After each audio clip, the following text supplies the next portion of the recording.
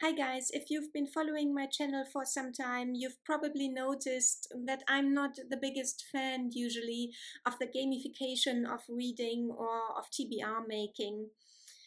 I will join the occasional readathon now and then or challenge, but only if its rules aren't too fast. However, the other day I was brainstorming ideas to make me pick up the books on these shelves over there. And I thought, wouldn't it be fun if I dedicated a few weeks, maybe a month, to reading books that were turning 100 years old this year? So, books that were published for the first time in 1924. Now, turns out that 1924 wasn't the best year in publishing, at least as far as the number of books is concerned that became classics, that stood the test of time and that lived on through the decades. There are two, however, that I've had on my TBR for quite some time and I have actually had on my shelves for a few years now. So that made me extremely happy, and I immediately went and picked them up and read them one after the other. The two books are The King of Elfland's Daughter by Lord Dunsany and A Passage to India by E.M. Forster, who happens to also be one of my bucket list authors. Now, two books is not exactly a large long-term project, so I'm giving you the announcement as well as the wrap-up of this project in one video. So let's start with the book that I read first, and that is The King of Elfland's Daughter by Lord Dunsany, who is Edward John Morton Drex Plunkett, the 18th Baron of Dunsany, an Anglo-Irish member of the peerage. This story is set in the Kingdom of Erl, which is more or less medieval England, but apparently with a constitutional monarchy. At least it has a parliament, and members of this parliament approach the King of Erl and ask him to introduce magic into the Kingdom of Erl. And the king does that by sending his son into Elfland, to obtain the King of Elfland's daughter's hand in marriage and bring her back into Erl and thereby introduce fairy blood and thereby magic into the Kingdom of Erl. And the son accomplishes that. The daughter of the King of Elfland, so the Princess of Elfland, falls in love with him and lets herself be abducted by him against the will of her father. And they are married, and all's well that ends well. Or is it?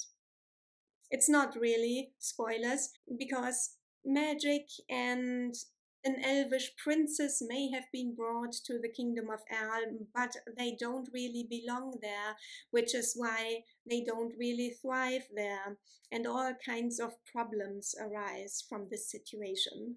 And in addition, there is also still the angry King of Elfland, who is a very powerful sorcerer. So this is a story in the fashion of late medieval, early modern romance epics and fairy epics. Plot-wise, and also in how the story works and how the characters work. The characters act in the way that they act, not because of any kind of plausible, psychologically plausible motivation that they might have, but rather because they are in the kind of story that they are in. They act the way they act because that's how the story wants them to act, and that's how the story needs them to act. And the problem is that this can be great fun when written by a skillful writer and poet, but it becomes tedious very quickly in the hands of a not so very skilled one. And let me tell you, Lord Dunsany is no Edmund Spenser, and he definitely is no Thomas the Rhymer.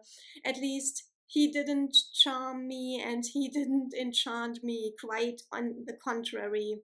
I was bored to tears by this, and also annoyed to tears, angry tears in this case.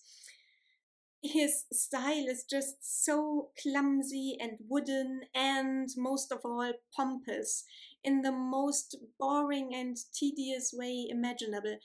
He doesn't have any humor at all, and he comments on his own story in the driest and most awkward way imaginable.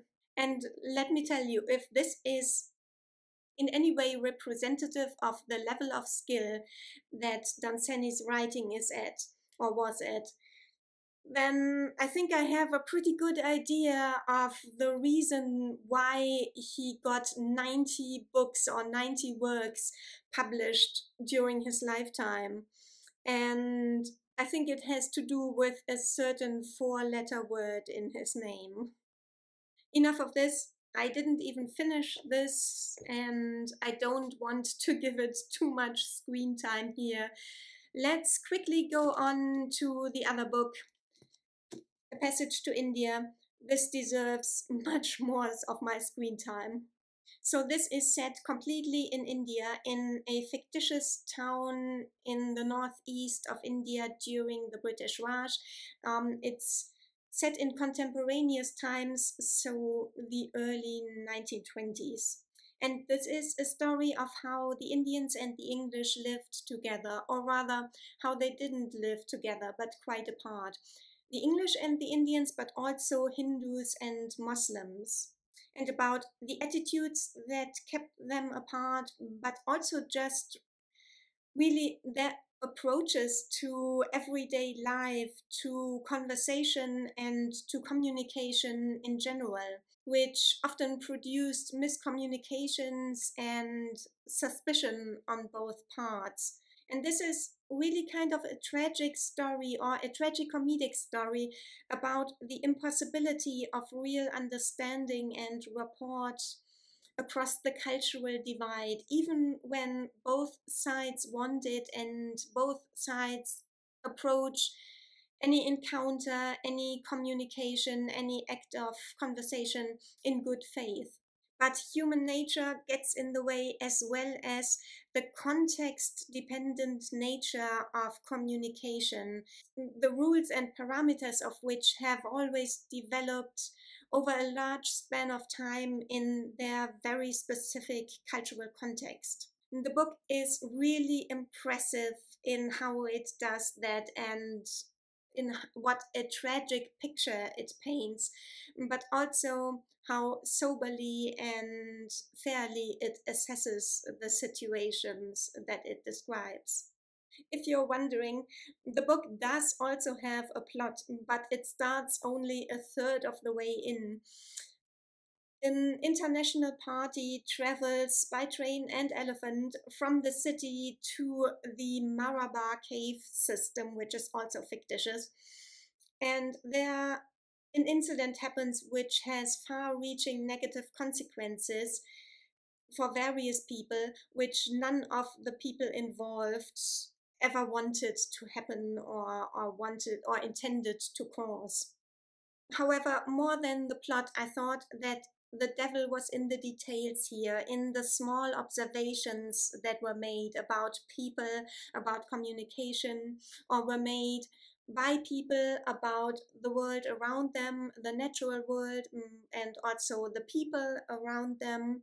And in the first part in particular, I could have tapped something on almost every page, sometimes two or more things on the same page. Some keen observation, some interesting turn of phrase, and it was always a great mixture of, yes, yes, exactly, finally somebody says it, on the one hand, and on the other hand, oh wow, I never thought of it this way before. And there were so many of those stunning and jaw-dropping moments, which created an orange tab in my book, that I gave it 5 stars. Didn't have to think about it twice, although it would give it, or I would deduct some points for E.M. Forster's inability to kill any darlings that he has. That is probably due to the fact that so much of this book is based on E.M. Forster's personal experience and on the thoughts that he developed during those experiences, which were therefore very dear to him, I imagine. And in those thoughts, E.M. Forster was once again quite ahead of his time. I wouldn't say that this book could have been written today because, to be honest, I think it is far too nuanced and far too honest for today. And in addition, E.M. Forster would probably have been driven out of the publishing house with pitchforks today because he dared to write about Indians while not being an Indian himself. So it's probably a good thing that this book was written in 1924 and not in 2024. I am so glad I picked this up, so glad I had this random idea for a reading project that made me pick this up after it had been gathering dust on my shelves for a few years now.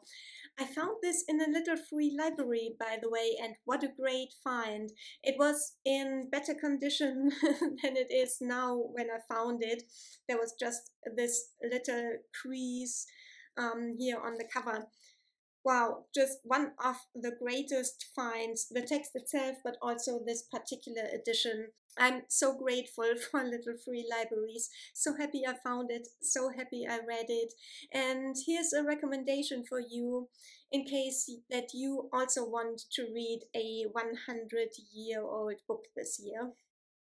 So that is all for today. I hope you are having a lovely evening or a lovely morning, depending on where you are in the world. I'll see you very soon, guys, with another video. Bye!